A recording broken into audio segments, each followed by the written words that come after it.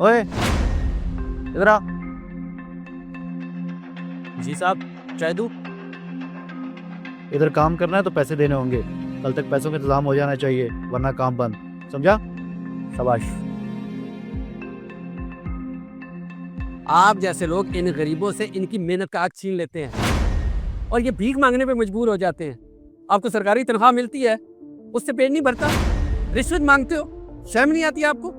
ज्यादा बातें करने की जरूरत नहीं है। ज्यादा बोले तो झूठा केस बनवा के अंदर कर दूंगा। धमकी दे रहे हो? ये सोच लो कहीं ऐसा ना हो कि तुम्हारी नौकरी चली जाए। मुझे नौकरी से निकलवाओगे? कौन हो तुम? पेशे से मैं एक वकील हूँ और मुझे पता है आपके क्या इख्तियारात हैं और क्या कानून है। आपने जो कुछ भी किया है और जो ज्यादती की है वो सब इस कैमरे में रिकॉर्ड हो चुका है और ये रिकॉर्डिंग मैं असिस्टेंट कमिश्नर के पास लेके जा रहा हूँ। देखते हैं। सॉरी सर, वो आप डिलीट कर दें, मिल के बात कर लेते हैं। बहुत देर हो चुकी है, ये आपको पहले सोचना चाहिए था।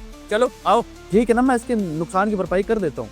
इधर आओ बेटा, इधर आओ। नहीं नहीं, अब कोई जरूरत नहीं, ये पहले सोचना था। अरे बात तो सुने सर। चलो और भी नौकरी चली जाएगी सर, बात तो सुने सर।